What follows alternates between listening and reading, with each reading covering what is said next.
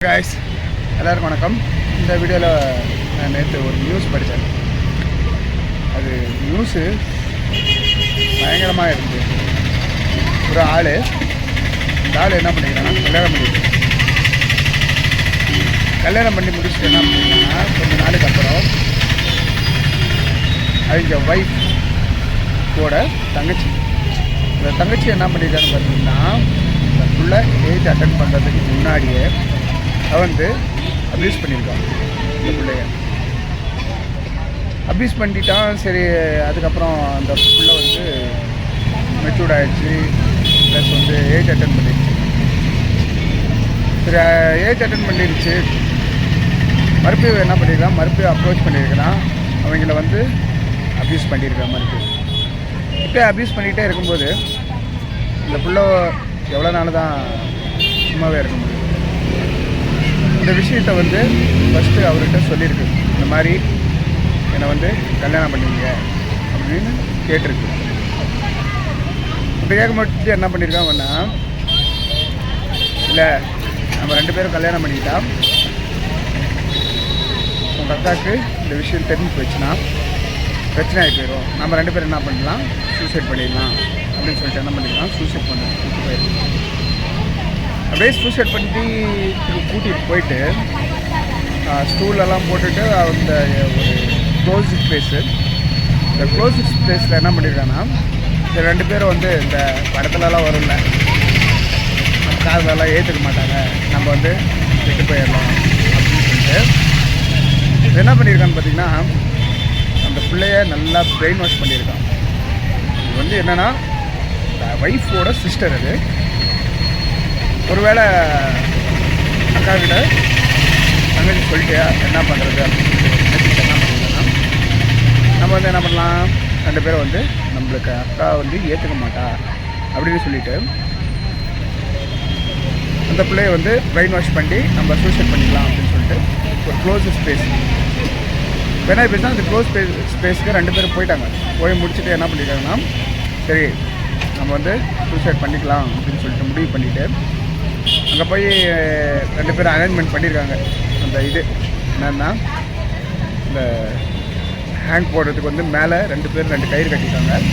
கீழே அதுக்கு மேலே ஸ்டூல் மேலே ஏறி நிற்கணும் இல்லையா, அதுக்கு என்ன பண்ணியிருக்காங்கன்னு பார்த்தீங்கன்னா, இந்த ஸ்டூலு 2 ஸ்டூலும் போட்டு 2 பேரும் ஏறி நின்றுருக்காங்க. சரி, 2 பேரும் ஒரே டைமில் வந்து ஹேங் பண்ணிக்கலாம் அப்படின்னு சொல்லிட்டு. இதெல்லாம் பார்க்கும்போது எப்படி இருக்குது தெரியுமா, இந்த படத்தில் வரும் இல்லையா, 2 பேர் எகிரி குச்சி ஒன்றா எகிரி குச்சி சூசைட் பண்ணிக்கலாம் அப்படிங்கிற மாதிரி பிளான் போடுவாங்க. இது ஒரு காட்சியும் வந்திருக்கு, ஒரு நல்ல காட்சிங்க, சூப்பரான இது. கமலோட படம்னு நினைக்கிறேன். 2 பேருமே எகிரி குச்சிடுவாங்க. ஒரு ஆள் வந்து மரத்தில் மாட்டிக்குவாங்க, இன்னொரு ஆள் வந்து கீழே விழுந்து பொண்ணு இறந்து போயிடும். கமல் வந்து சேஃப் ஆயிடுவார். அந்த மாதிரி தானே, அதே கதை தான் இங்கே யூஸ் பண்ணியிருக்காங்க. இப்போ என்ன பண்ணிட்டான்னா, இப்போ தூக்கு போடுறதுக்கு 2 பேர் போனாங்க இல்லையா, இப்போ வந்து எல்லா அரேஞ்ச்மெண்ட்டும் பண்ணிட்டாங்க. பண்ணி முடிச்சதுக்கப்புறம் என்ன ஆயிடுச்சுன்னா, சரி நம்ம 2 பேரும் அட்டன் டைமில் போட்டுக்கலாம் அப்படின்னு சொல்லிட்டு முடிவு பண்ணிட்டாங்க. முடிவு பண்ணிட்டு மேலே தூக்கு போட போகும்போது இந்த பையன் என்ன பண்ணியிருக்கான்னா, இது வந்து ஒரு ஒரிஜினல் நடந்த ஸ்டோரிங்க, நியூஸில் வந்துச்சு. இது வந்து எங்கள் திருவனந்தபுரம் கோழிக்கோடு அந்த ஏரியாவில் நடந்தது ஒரு விஷயம். சரி தூக்கு போட்டுக்கலாம் அப்படின்னு சொல்லிட்டு முடிவு பண்ணிட்டு தூக்கு போட்டாச்சு, எல்லோரும் பண்ணிட்டாங்க ரைட்டு அப்படின்னு சொல்லிவிட்டு என்ன ஆகிப்போச்சுன்னா, இந்த ஸ்டூலு மேலே ஏறி 2 பேர் நின்றுருக்காங்க. 2 பேர் அட்டன் டைமில் காலில் தள்ளி விட்டு போட்டுக்கலாம் அப்படின்னு சொல்லிட்டு இது என்ன பண்ணுறான், அந்த இடத்துல எப்படியுமே ஒரு கவுண்டவுன் வச்சுருப்பாங்க, வைக்காமலாம் இருக்க மாட்டாங்க. ஏன்னா 2 பேர் அப்படிங்கும்போது 2 பேரும் சேர்ந்து வந்து தள்ளி விட்டுக்கலாம் அப்படின்னு சொல்லிட்டு கவுண்டர் வச்சுருப்பாங்க. கவுண்டர் வச்சிருக்கும் போது என்ன ஆகிப்போச்சு, இந்த 2 பேர்த்தில் இந்த பையன் என்ன பண்ணிட்டான், இந்த ஸ்டூல் மேலே ஏறி நின்றுட்டு கவுண்டர்னு சொல்லியிருக்கிறான். 1 2 3 அப்படின்னு ஏதாவது சொல்லியிருப்பாங்க, ஏதாவது பண்ணியிருப்பாங்க. அப்படி சொல்லும்போது என்னன்னா, டக்குன்னு இந்த பையன் மட்டும் கீழே இறங்கி அந்த பொண்ணோட அந்த பெஞ்சை இழுத்துட்டான். இழுத்து முடிச்சுட்டு அந்த பொண்ணு மட்டும் அந்த சம்பவத்தில் இறந்து போச்சு. இறந்து போன உடனே என்ன பண்ணியிருக்கான்னா, வீட்டுக்கு போயிட்டு தன்னோட ஒய்ஃப் கிட்டலாம் என்ன சொல்லியிருக்காங்கன்னா, இந்த மாதிரி தங்கச்சி வந்து சூசைட் அட்டன் பண்ணிடுச்சு அப்படின்னு சொல்லிட்டு யார் சொல்லியிருக்கா, இந்த ஹஸ்பண்ட் வந்து ஒய்ஃப் கிட்ட சொல்லியிருக்காங்க. சொல்லும்போது என்ன ஆயிருக்குன்னா, ஓ அப்படியா அப்படின்னு சொல்லிட்டு எல்லாருமே போய் பார்த்துருக்காங்க. அங்கே வந்து பொண்ணு இறந்து கிடச்சிருக்கு.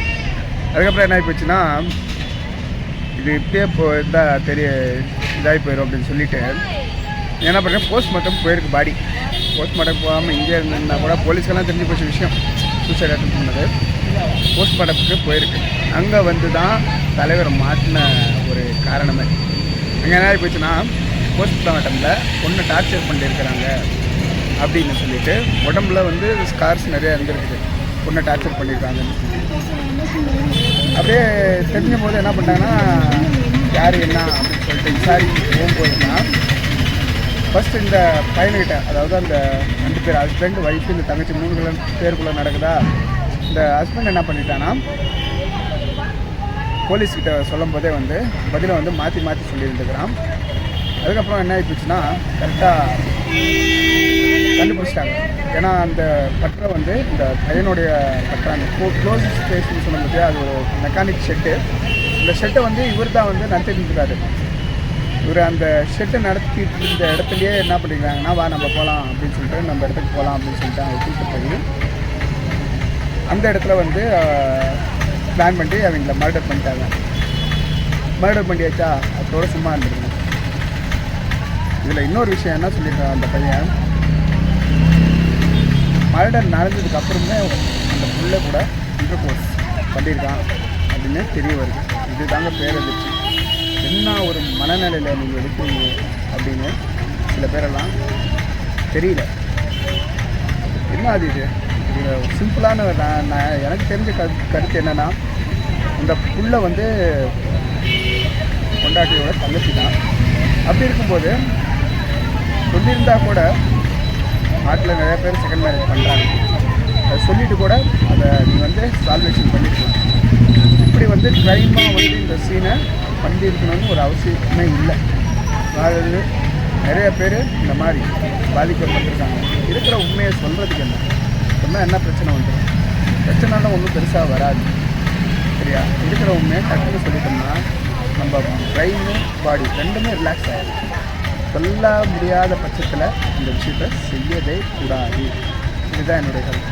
இது வந்து திருவனந்தபுரம் நடந்தது. அதுக்கப்புறம் இன்வெஸ்டிகேஷன் ஃபர்தராக அங்கே போயிட்டு இருக்குது. இது ஒரு நியூஸ் பேப்பரில் வந்துச்சு, நான் படித்தேன். சொல்லணும் என்ன இது மெஸ்ஸியாக இருக்குது இந்த ஸ்டோரி அப்படிங்கிற மாதிரி இருக்குது அப்படிங்கிறத இந்த வீடியோ ரெக்கார்ட் பண்ணுறேன்.